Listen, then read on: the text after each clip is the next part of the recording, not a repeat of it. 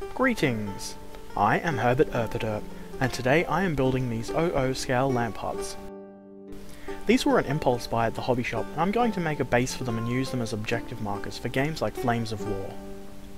As you can see, the kit is quite simple and doesn't contain a lot of parts.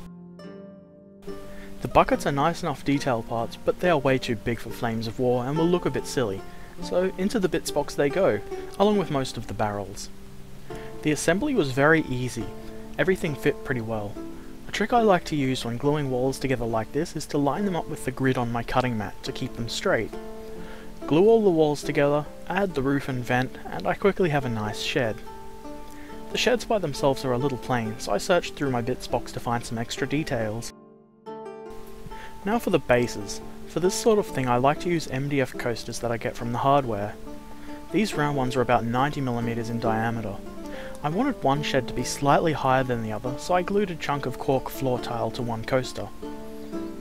I have an assortment of rock sizes and my extra details ready, and then I prepare some green stuff. Other modelling putties or clays could be used, but I have green stuff on hand, so that's what I use.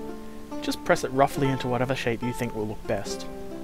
Before the green stuff cures, press your rocks into it and use the sculpting tool to manipulate the green stuff around the rocks to blend them into the ground so it looks like they're meant to be there. Press in any other details. I find pressing fine rocks like model railway ballast into the green stuff makes for a nice rough exposed dirt texture. This entire process is quite simple and quick. This is what I ended up with.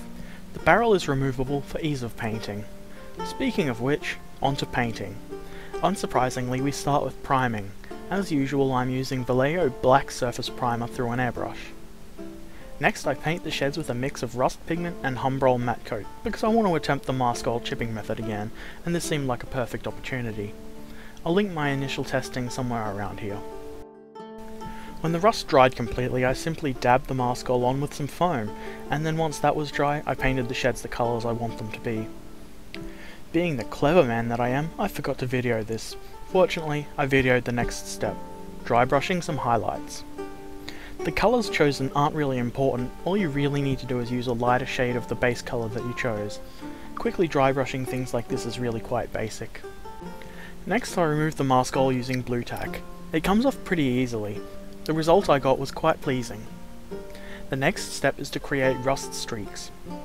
Using enamel thinner to reactivate the pigment and matte coat combination under the base colours, I created rust streaks by dragging the brush downwards in the direction rain would carry bits of rust over time. It's pretty simple, but I feel it's quite effective. I use cheap crappy brushes from the dollar store for this kind of thing, and I would advise you do the same. Once this is dried, I give the shed a coat of gloss varnish, and then a wash of 1 part Ummi Paint to soft tone and 1 part water. As a final touch, I add some dark tone to certain areas like the gaps around the doors, hinges and windows to add some depth. Time to paint the bases. First I slop on some brown paint. I use the cheap artist acrylics you find in dollar stores for this. Don't waste expensive model paints on this kind of thing. This step doesn't need a lot of effort. Most of the area will be covered with grass. Next I added some white to the brown and did a very heavy kind of dry brushing. Then I added a different brown over the top of that. Finally, I did a lighter dry brushing of some tan earth over areas that will be visible. Next I paint the rocks. First a layer of Vallejo Black Grey, then a dry brush of Basalt Grey, and finally a very light dry brush of Sky Grey. Fairly standard wargaming rock colours. Then you can go ahead and paint any other details in the colours of your choosing. For wood I like to use Vallejo Beige Brown with a highlight of Iraqi Sand, and the other bits and pieces are Russian Green. Next I like to add a wash of Ummi Paint to Strong Tone. Mix it roughly 60% water and 40% Strong Tone and just slop it over all the things, except for the wood.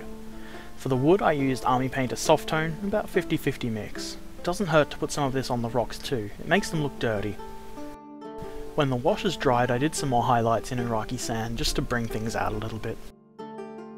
And now I add some static grass. Start by adding PVA glue. I don't bother diluting this at all. Just spread it out where you want the grass to be, being careful not to get the glue onto any rocks or other details. Obviously don't use your good brushes for this. The next part is to use a static grass applicator to apply the static grass. I love this thing. I got it fairly cheap from eBay and it's definitely worth the investment. I like to use a mix of different colours and sizes of grass, which I think makes it look a little bit more realistic. Now I glue the sheds onto their bases in preparation for the final step. I glue them down after the static grass because the applicator works better if you can get it right down to the grass level. The sheds would have been in the way. Finally, I give everything a spray with Vallejo matte varnish. Spray it into the grass to kill the shine from the PVA glue. I prefer doing this than trying to add things to the glue to make it matte. Be sure to get everything. A rusty old shed probably shouldn't have any shiny bits. And here's the finished product. 00 scale isn't exactly the same as the scale that Flames of War uses, but it's close enough, and so these will work well as small terrain pieces or objective markers for games like that. This was a fun little project that was pretty quick, cheap, and quite easy. I think it turned out pretty nicely. This is a perfect excuse to make more impulse purchases when I next visit the hobby shop. I hope this has given some ideas or inspiration.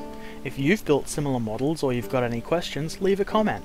If you would like to see more of this kind of thing, click subscribe and follow me on Twitter where I do Twitter things. Thanks for watching. Farewell.